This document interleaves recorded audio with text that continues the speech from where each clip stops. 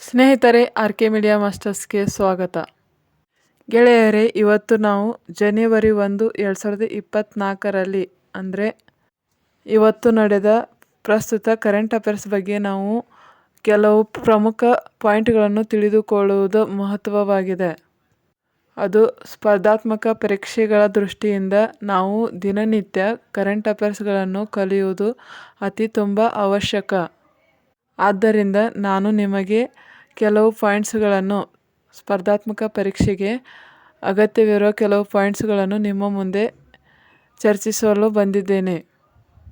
ಗೆಳೆಯರೇ, ದೆಹಲಿಯ ಸಚಿವ ಸಂಪುಟವು ದೆಹಲಿ ಜನ್ ವಿಶ್ವಾಸ್ ತಿದ್ದುಪಡಿ ಮಸೂದೆ 2026ಕ್ಕೆ ಅನುಮೋದನೆ ನೀಡಿದೆ.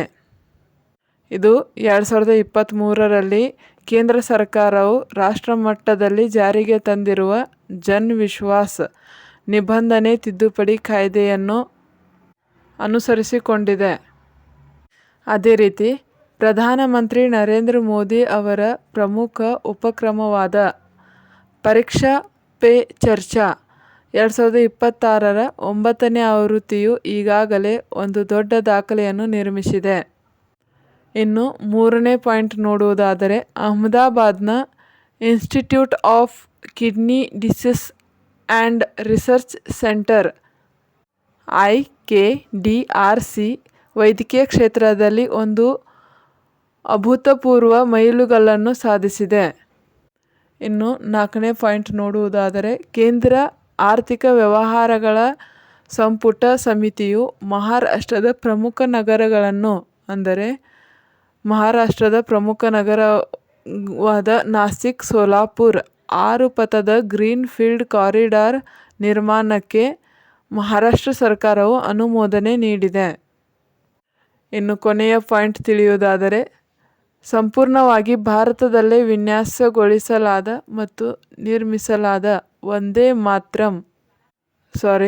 ವಂದೇ ಭಾರತ್ ಸ್ಲೀಪರ್ ರೈಲು ಗಂಟೆಗೆ 180 ಕಿಲೋಮೀಟರ್ ವೇಗದ ಪರೀಕ್ಷೆಯನ್ನು ಯಶಸ್ವಿಯಾಗಿ ಪೂರೈಸಿದೆ. ಇವಿಷ್ಟು ಇವತ್ತಿನ ಕರೆಂಟ್ ಅಫೇರ್ಸ್. ಇವುಗಳ ಬಗ್ಗೆ ಇನ್ನೂ ವಿಸ್ತಾರವಾಗಿ ಚರ್ಚಿಸೋಣ. ನಾವು ಜನ್ ವಿಶ್ವಾಸ್ ಕಾಯ್ದೆಯ ಬಗ್ಗೆ ತಿಳಿದುಕೊಳ್ಳುವುದಾದರೆ, ಜನ್ ವಿಶ್ವಾಸ್ ನಿಬಂಧನೆ ತಿದ್ದುಪಡಿ ಕಾಯ್ದೆಯನ್ನು 2023ರಲ್ಲಿ ಕೇಂದ್ರ ಸರ್ಕಾರವು ರಾಜ್ಯ ಮಟ್ಟದಲ್ಲಿ ಜಾರಿಗೆ ತಂದಿತ್ತು. ಈ ಜನ್ ವಿಶ್ವಾಸ್ ಕಾಯ್ದೆಯು ಭಾರತದ ಕಾನೂನು ವ್ಯವಸ್ಥೆಯಲ್ಲಿ ಒಂದು ಮಹತ್ವದ ಸುಧಾರಣೆಯಾಗಿದೆ. ಅದು ಜನ್ ವಿಶ್ವಾಸ್ ಕಾಯ್ದೆಯ ಅಧಿಸೂಚನೆಯನ್ನು ಕೇಂದ್ರ ಸರ್ಕಾರವು ಆಗಸ್ಟ್ 2023ರಲ್ಲಿ ಅಧಿಕೃತ ಗೆಜೆಟ್ನಲ್ಲಿ ಪ್ರಕಟಿಸಿತು. ಈ ಜನ್ ವಿಶ್ವಾಸ್ ತಿದ್ದುಪಡಿ ಕಾಯ್ದೆಯ ಮೂಲಕ ಪರಿಸರ, ಕೃಷಿ, ಮಾಧ್ಯಮ, ಉದ್ಯಮ, ಮಾಹಿತಿ ತಂತ್ರಜ್ಞಾನ ಮತ್ತು ಸಾರಿಗೆ ಸೇರಿದಂತೆ ಒಟ್ಟು 19 ಸಚಿವಾಲಯಗಳ ಅಡಿಯಲ್ಲಿ ಬರುವ ಒಟ್ಟು 42 ಕೇಂದ್ರ ಕಾಯ್ದೆಗಳಿಗೆ ಜನ್ ವಿಶ್ವಾಸ್ ಕಾಯ್ದೆಯು ತಿದ್ದುಪಡಿ ತಂದಿತು.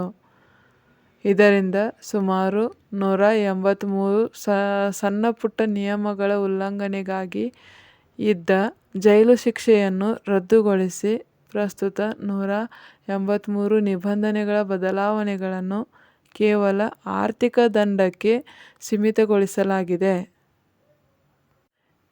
ಈ ಜನ್ ವಿಶ್ವಾಸ್ ಕಾಯ್ದೆಯ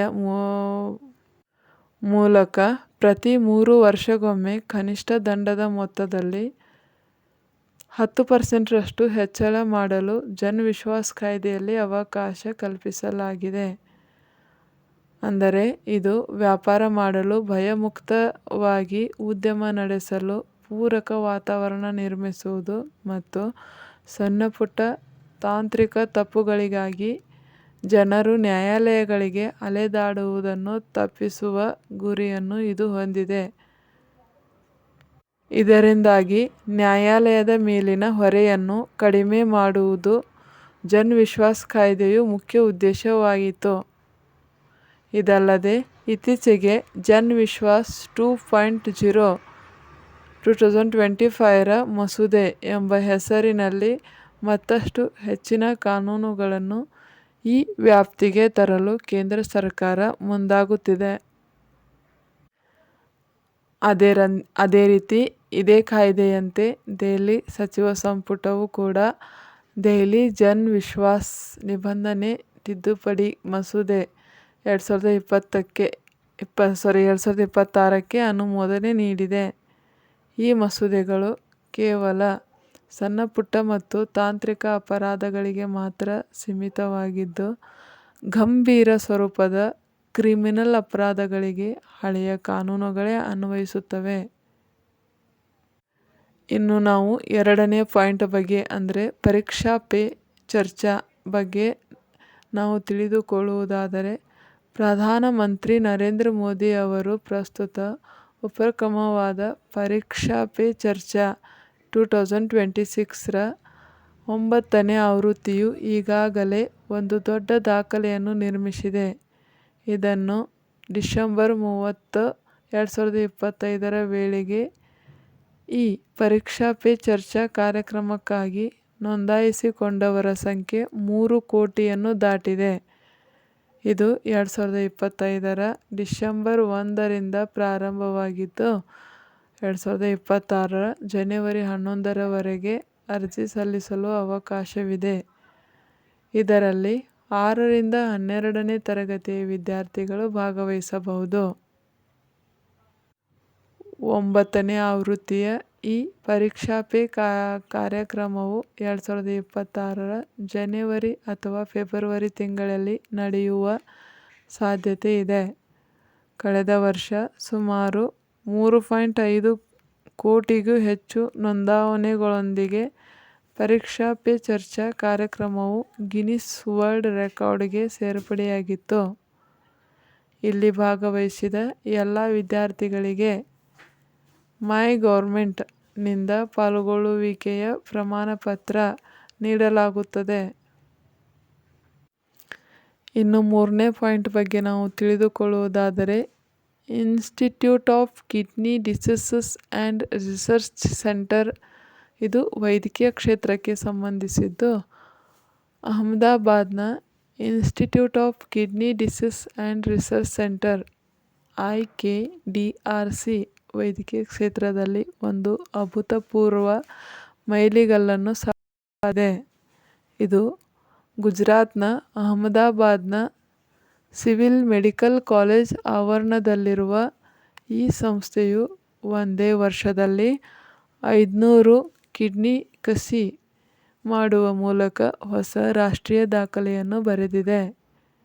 ಇಲ್ಲಿ ಕಿಡ್ನಿ ಕಸಿ ಶಸ್ತ್ರಚಿಕಿತ್ಸೆಯ ಆರಂಭಿಕ ವೆಚ್ಚ ಹೆಚ್ಚಿರಬಹುದು, ಆದರೆ ಡಯಾಲಿಸಿಸ್ ಎಂಬುದು ಜೀವನ ಪರ್ಯಂತ ಮಾಡಿಸಿಕೊಳ್ಳಬೇಕಾದ ಪ್ರಕ್ರಿಯೆ. ಇದಕ್ಕೆ ತಗಲುವ ಒಟ್ಟು ಮೊತ್ತವು ಕಿಡ್ನಿ ಕಸಿಯಿಂದ ಹಲವು ಪಟ್ಟು ಹೆಚ್ಚಿರುತ್ತದೆ. ಕಸಿಯ ನಂತರ ಕೇವಲ ಔಷಧಿಗಳ ವೆಚ್ಚ ಮಾತ್ರ ಇರುತ್ತದೆ. ಇದು ದೀರ್ಘಕಾಲದ ದೃಷ್ಟಿಯಿಂದ ಆರ್ಥಿಕವಾಗಿ ಲಾಭದಾಯಕವಾಗುತ್ತದೆ.